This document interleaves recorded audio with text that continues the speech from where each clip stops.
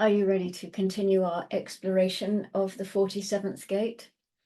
Today we are in line 3, and it is called self-oppression. Line 3s are adaptable. They are here to adapt. And the third line here is particularly oppressive. It's the theme of self-oppression. The third line, through trial and error, will try to actualize their realization, and it will be a disaster.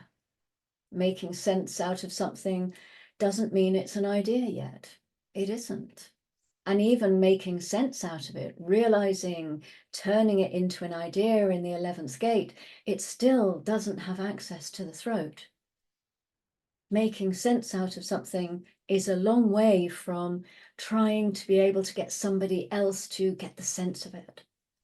And if you don't meet the right people, then it's very difficult for that sense of yours to get across. 47-3s will often say, nobody believes me. In the exaltation, the conscious and well-integrated being whose natural right action will eventually come to see the unfoundedness of its oppression, the eventual realization that one is really okay. All this is saying is that all this stuff I keep remembering, and there's nothing I can do about it. But basically, today, I'm okay. That's the highest level of this line. And it is the okay part that is so important to keep in mind. Natural right action is to be itself. That is to be the sense and not the idea, to be the potential of an idea, and to learn through experience who can grasp that sense and transform it into an idea. We're always trying to live out what we're not. This is part of the mechanic. There's nothing wrong with it. But it means that we're always trying to live out the gate that we don't have in the channel, or it's bigger than that as well, but it's a dilemma for us. It's so attractive what's there at the other end. There's a completion that comes with meeting that other force, and at the same time, you are not the other end. And this wanting to be what we're not, it's not limited to just the channel. You know, the 47 in this instance would love to be the 11. It wouldn't mind being the 64 because then at least it could control its own inspiration, but it would really love to be the 11 so that it could turn its sense into an idea. And when it can't, it's oppressed. And when it meets the other, it bangs into the other with its sense of things. If they don't get the idea, then of course these third lines are going to withdraw and feel bruised and confused. So natural right action avoids that, because it's seeing what your role is. And in seeing what your role is, it doesn't mean you have to do anything about it. You don't have to do anything to fulfill any of these lines in your design. You just live out your nature, and they live out through you quite naturally. In the detriment, we have a self-oppression so highly energized that it may prove irreversible and destructive. Extreme difficulty in realizing one's self-worth. You cannot make any sense out of those mental pictures. This is self-oppression. You cannot make any sense out of them at all. And you cannot say that today it's okay. Everything about the abstract process is rooted in the ultimate crisis, which is death and rebirth. This is the beginning, the middle, and the end of things. This is the cyclical energy of this circuit. Ultimately, you come to a point where you go through the field of crisis and you come out with the third line and you're able to say, yes, my mind gives me a hard time, but I'm okay. I'm okay. Whenever Ra worked with people who had the 47-3, he would tell them something very straightforward. He would say, your mind is not your friend, but it does not have to ruin your life. You know, it's not their friend because it's always going to be oppressed.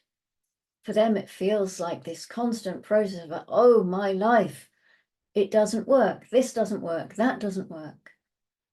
The possibility for them is to realize that it is simply the mind, that it is not what they are living day to day, moment by moment. It is simply an aspect in the way in which their mind operates.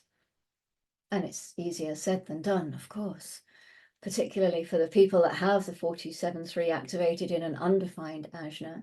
It's much easier to discover that life is really okay and that oppression is just the way their mind works. The other thing to recognize about this is it's an experiential path. And because of that, if we didn't have our 47.3s, then we would lose the best counselors who are available to tell us what self-oppression truly is.